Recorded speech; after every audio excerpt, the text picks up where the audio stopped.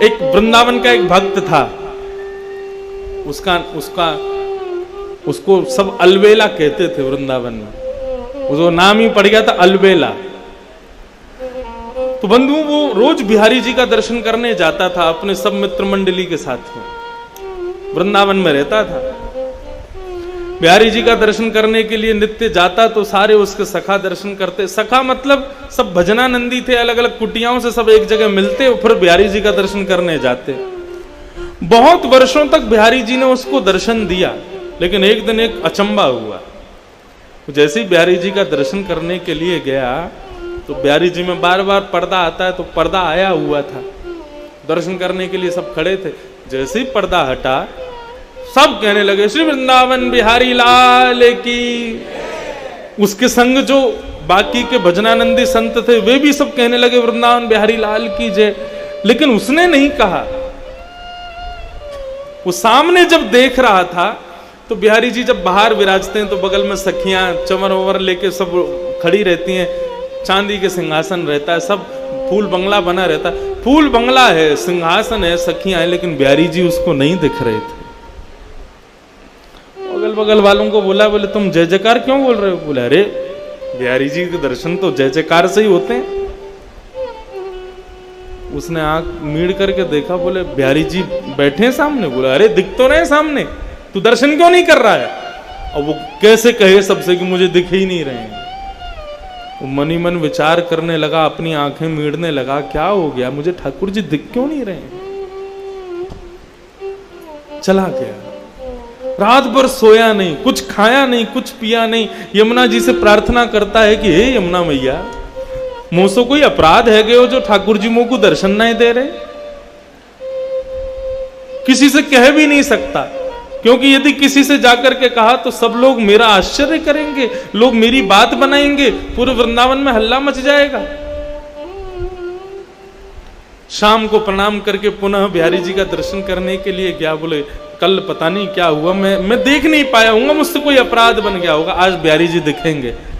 दूसरे दिन जब पुनः गया, सबने दर्शन किए, कपाट खुलते सब जय जयकार करने लगे, वृंदावन बिहारी लाल की जय। उसने फिर देखा तो सामने फिर बिहारी जी नहीं दिखे, अकेला सिंहासन खाली। चिंता में पड़ गया, ब्लड प्रेशर हाई, पसीना पसीना हो गया। मुझसे क्या अपराध हो गया, बिहारी जी मुझे दिख क्यों नहीं रहे हैं? किसी को पता ना चले तो उनसे बड़े अलग ढंग से पूछता है, बिहारी जी की पोशाक बड़ी सुंदर है ना? तो बताते हैं हाँ आज तो पीली पोशाक पहनी है, हाँ देखो कमल की माला पहनी है, बिहारी जी का मुकुट कितना सुंदर लग रहा है, बिहारी जी की सुंदर देखो क्या छटा दिख रही है, गाल ऐसे चमक रहे हैं। सुन करके रोने लग जाता, बोले मुझे क्यों नहीं दिख रहे हैं? रात भर नहीं सोया, 2 दिन हो गए, ना सोया ना खाया ना पिया, कुछ नहीं, बस इसी चिंता में है कि बिहारी जी मुझे दर्शन क्यों नहीं दे रहे। तीसरे दिन सुबह वृंदावन परिक्रमा लगा करके आया, यमुना स्नान किया, ब्रजवासियों को प्रणाम करने लगा। अरे कोई अपराध हो गया हो तो हे बिहारी जी क्षमा करना। अपनी दोनों उंगलियों को मीड़ करके आज एक बार अपने ऊपर विश्वास करके तीसरा प्रयास करता है, आज यदि बिहारी जी दिख गए तो ठीक, नहीं तो प्राणों का त्याग कर दूंगा। जैसे ही मंदिर में प्रवेश किया, कपाट खुले, सबको बिहारी जी दिखे, उसको नहीं दिखे। तत्क्षण निकल गया। यमुना जल में अपने प्राणों का परित्याग करने का मन बना लिया। बोले जिस देह को बिहारी जी नहीं दिख रहे, उस देह को जीवित रख के क्या फायदा?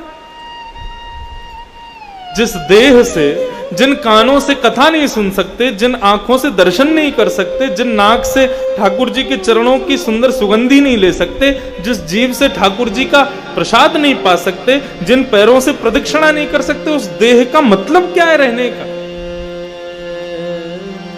निकल गया, बोले आज प्राणों का परित्याग कर दूंगा।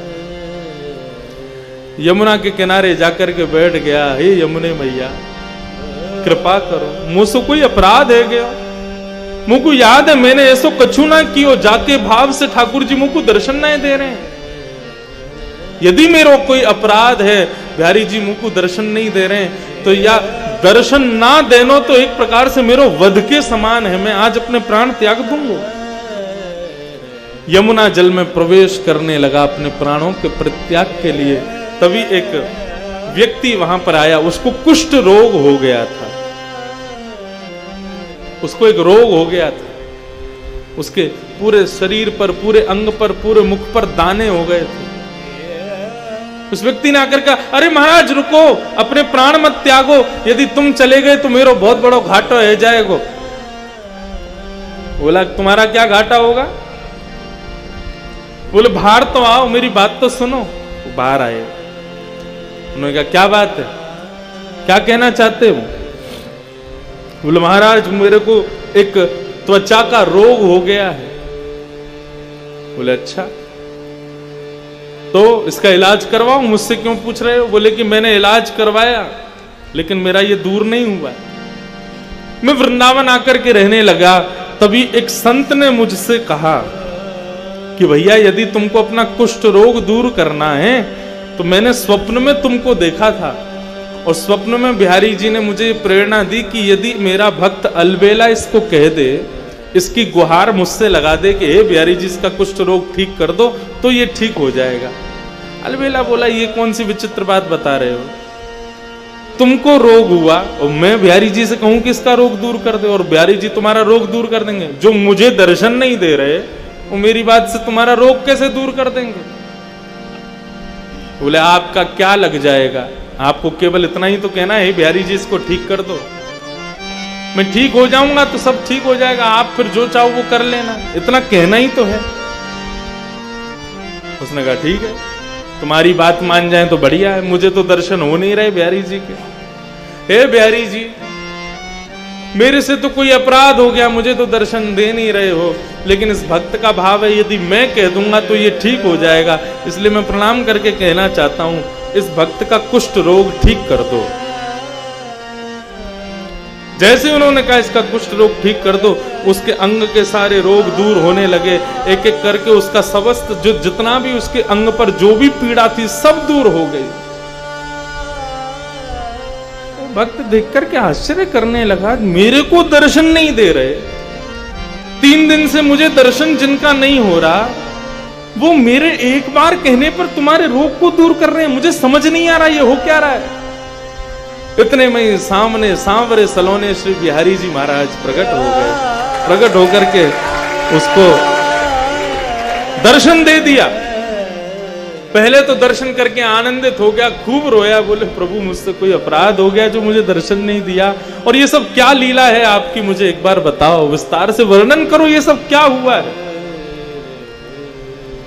बिहारी जी कितनी अच्छी बात कहते हैं। बिहारी जी बोलते हैं वो संसार के लोग मेरे मंदिर में आते हैं, सब कोई भी शांत नहीं रहता है, बोलते ही रहते, बोलते ही रहते, बोलते अपने सब कष्ट मुझको बताते हैं, किसी के परिवार में कष्ट, किसी के शरीर में कष्ट, किसी की मैया से दुखी, किसी कोई पत्नी से दुखी, कोई बच्चों से दुखी, सब कष्ट में हैं, सब मुझसे आकर के यही मांगते रहते हैं कि हे बिहारी जी कृपा करो। लेकिन आज तक तूने मुझसे आकर के कुछ नहीं कहा, तू सदा सर्वदा शांत रहा, तूने आज तक मुझसे कुछ नहीं मांगा, एक शब्द नहीं मांगा। तू जब भी मंदिर में आता है शांत भाव से खड़ा रहता है, मेरा दर्शन करके चला जाता है, कभी मुझसे कुछ मांगता नहीं। तू लोगों के मांगने से मेरे अंदर ऐसा भाव प्रकट हो गया, मैं केवल देना ही जानता हूं, उसके अलावा मेरे पास कुछ नहीं है। लेकिन अलवेला मेरे से आकर के कभी कुछ नहीं मांगता है, तो जो मुझसे कुछ नहीं मांगता ऐसे व्यक्ति को मैं दर्शन कैसे दूं?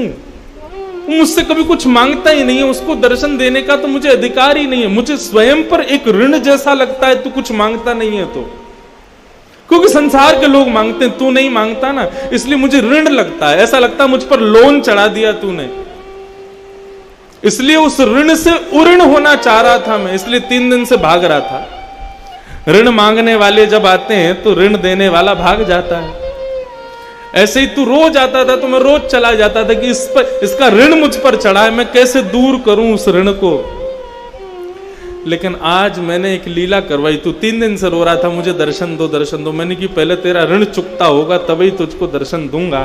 तो मैंने ऐसी योजना बनाई कि तेरे द्वारा कुछ तो मांगा जाए, तो इस कुष्ठ रोगी का कुष्ठ रोग दूर करने का भाव तूने मुझसे मांगा, तेरा ऋण उतर गया, मैंने तुझको दर्शन दे दिया। इसका मतलब दो भाव में हैं। इसका मतलब ये मत समझना कि बिहारी जी से हम कुछ मांगेंगे नहीं तो बिहारी जी अदृश्य हो जाएंगे, नहीं। अरे विचार करो, बिहारी जी के सामने जाकर के केवल शांत रहोगे, कुछ कहोगे नहीं, केवल बिहारी जी का दर्शन करोगे, अपने मनोभाव कुछ नहीं व्यक्त करोगे। शांत व्यक्ति ठाकुर जी को अति प्रिय है। सबको तो मंदिर में मिलेंगे, तुमको कहीं एकांत में मिलेंगे आकर के, वहां दर्शन देंगे। इसलिए बिहारी जी को सदा सर्वदा प्रणाम करो।